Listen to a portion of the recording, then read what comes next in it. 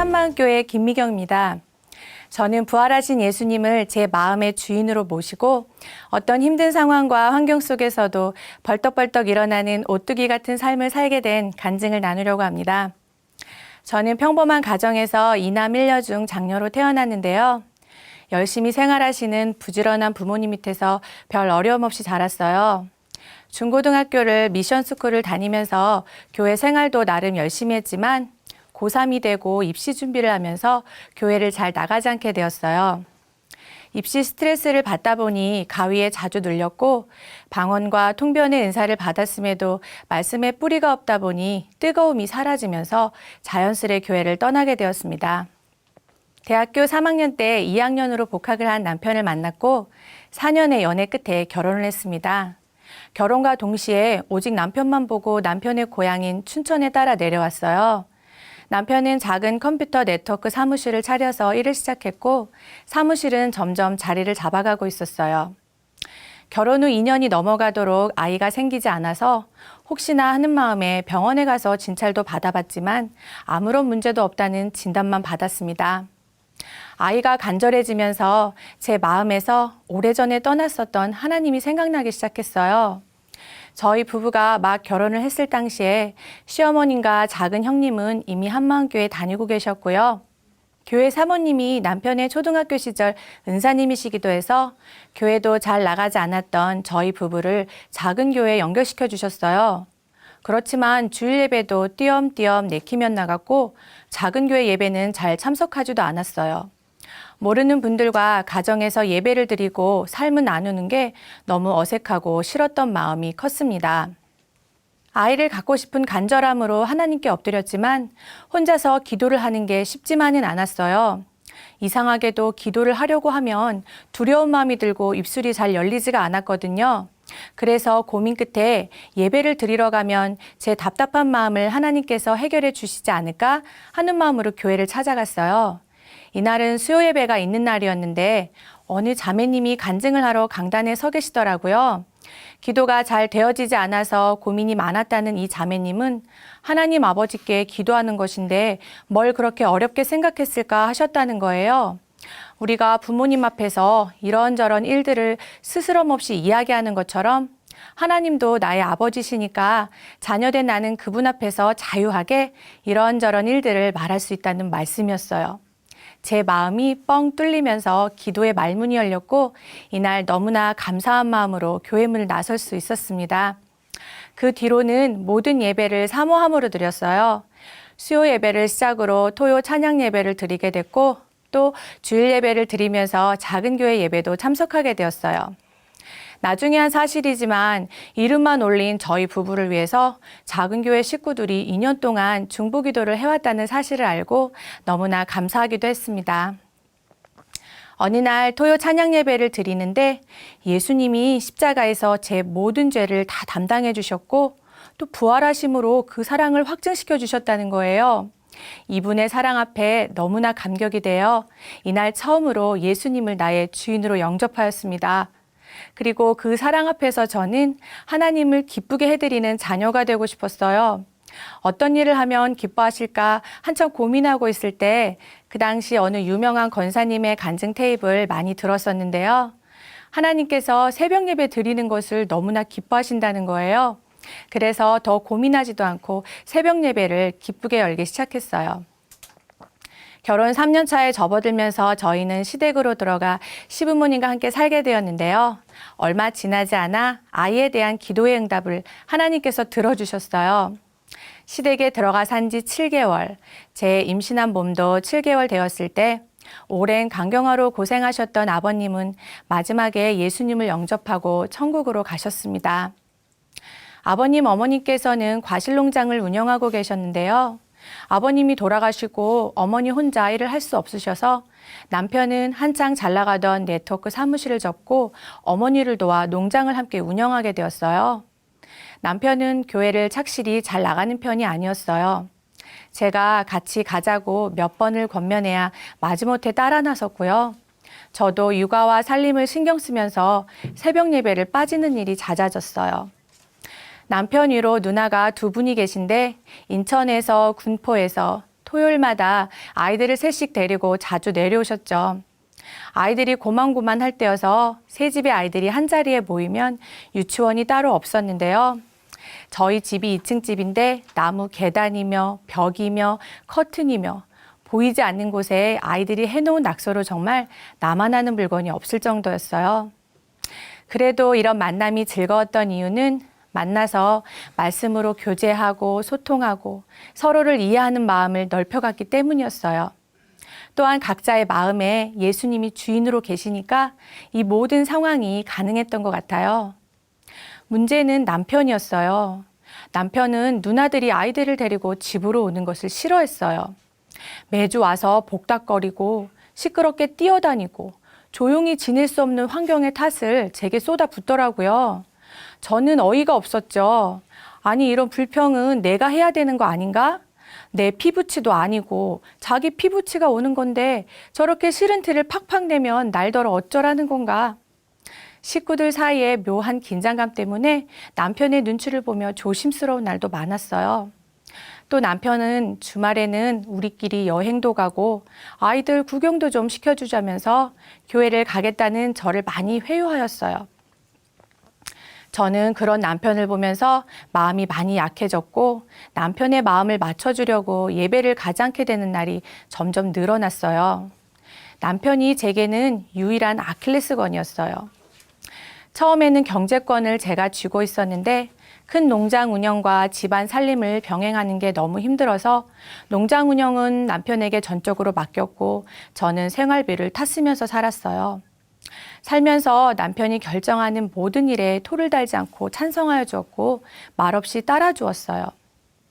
그런데 시간이 지나면서 농장의 운영이 힘들어지고 자금의 위기를 맞게 되면서 남편은 온갖 짜증을 제게 퍼부어댔습니다.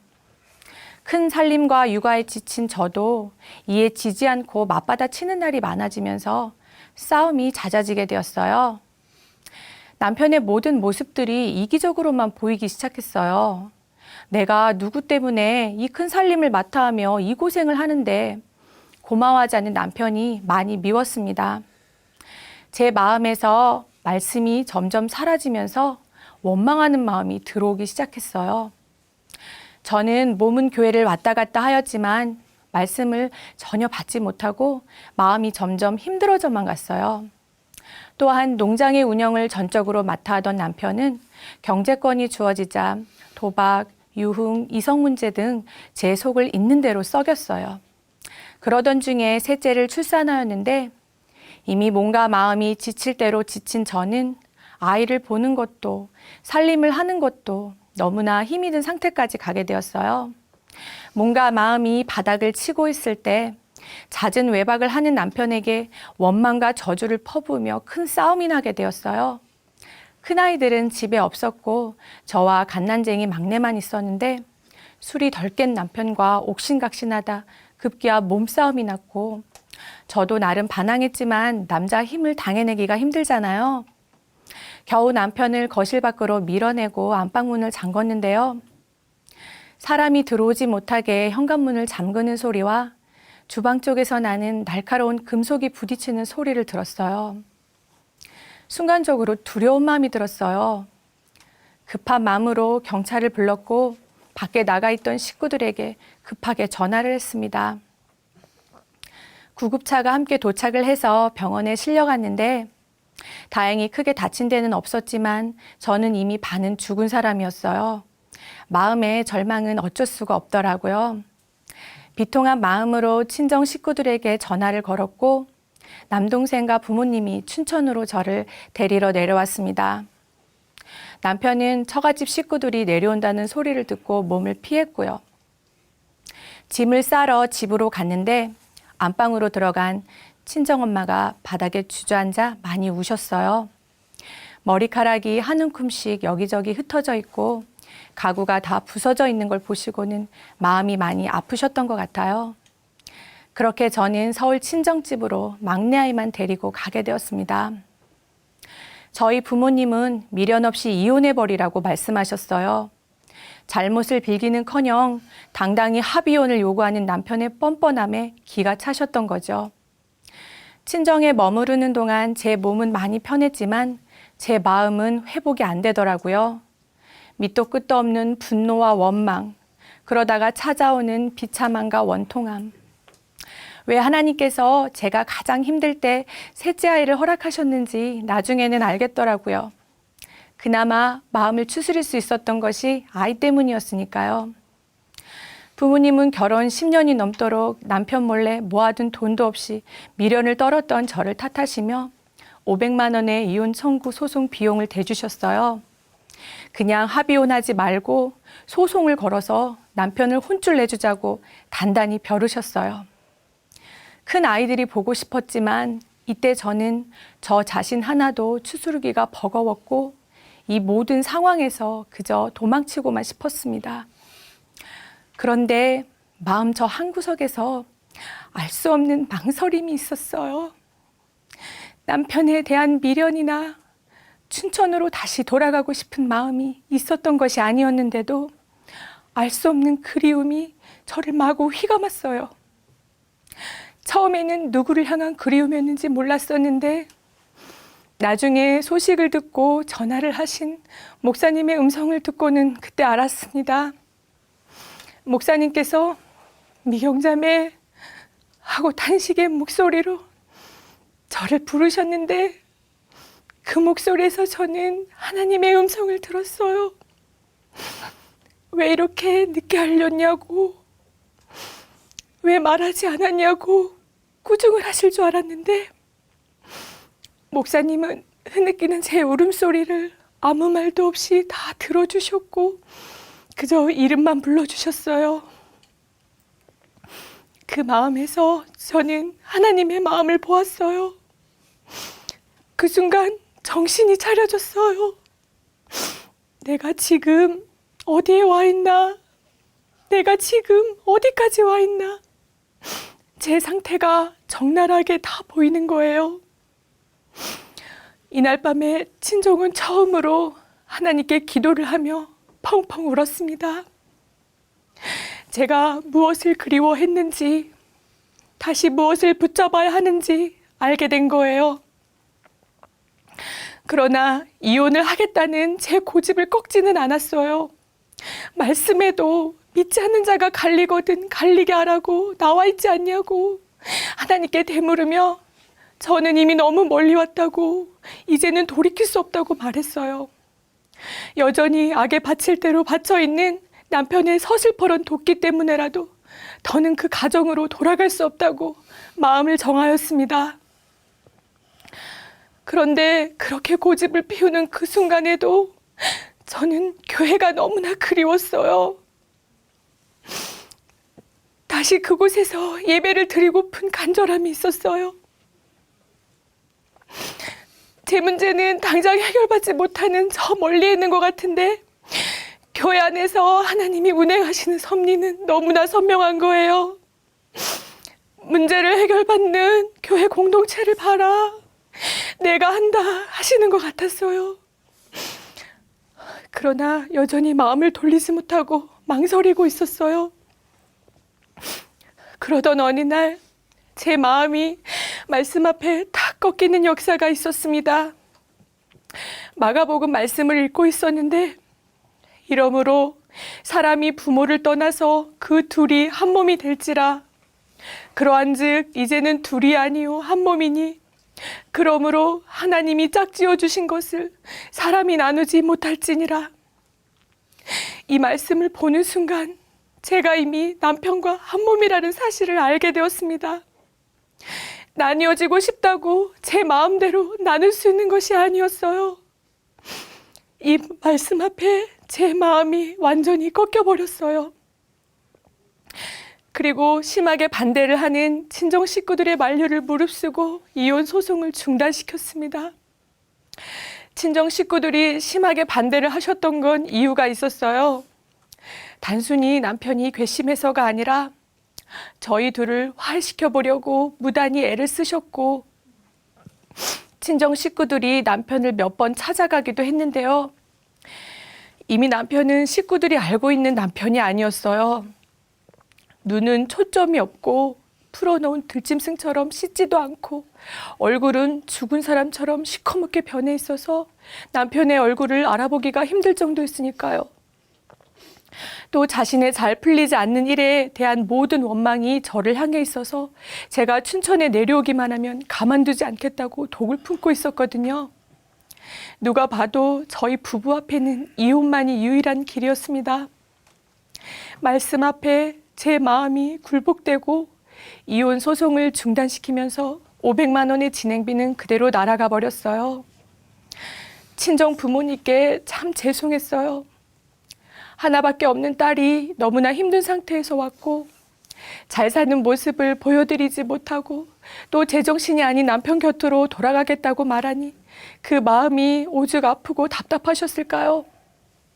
전 춘천으로 가야겠다고 굳은 의지로 부모님께 말씀을 드렸고 이때부턴 죽으면 죽으리라는 에스더의 고백으로 매일 기도를 하였습니다.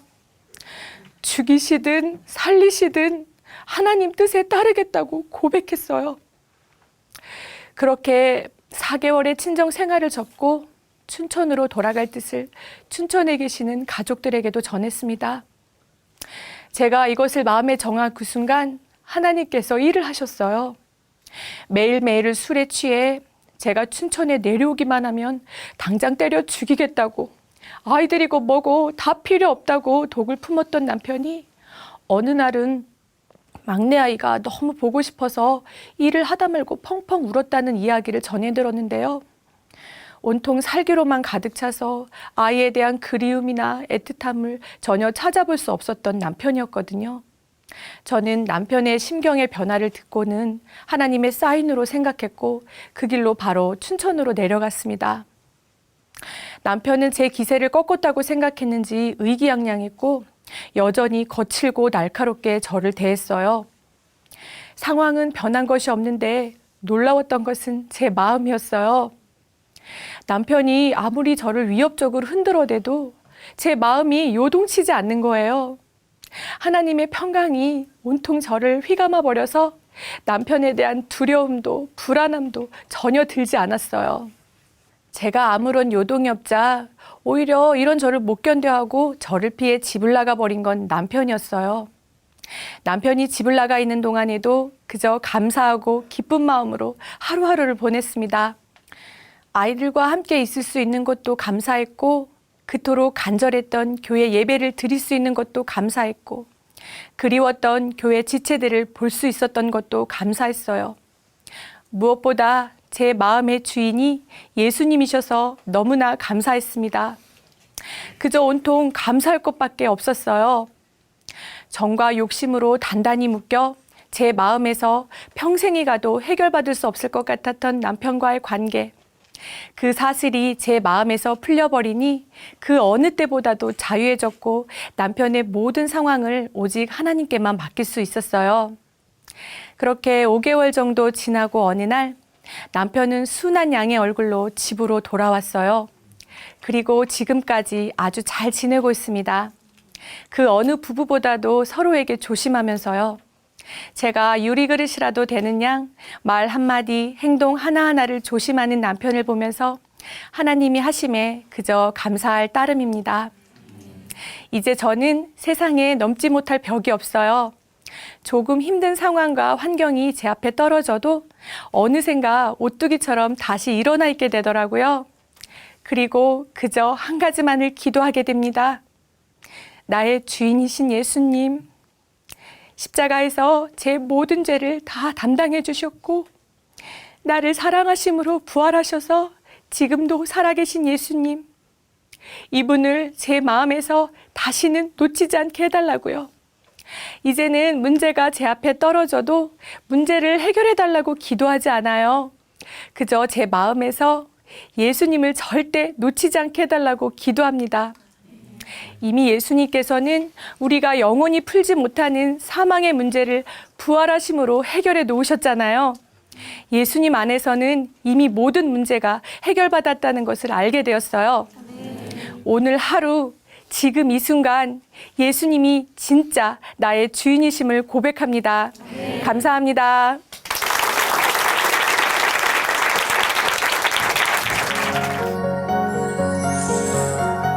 세계선교의 중심 채널, C채널.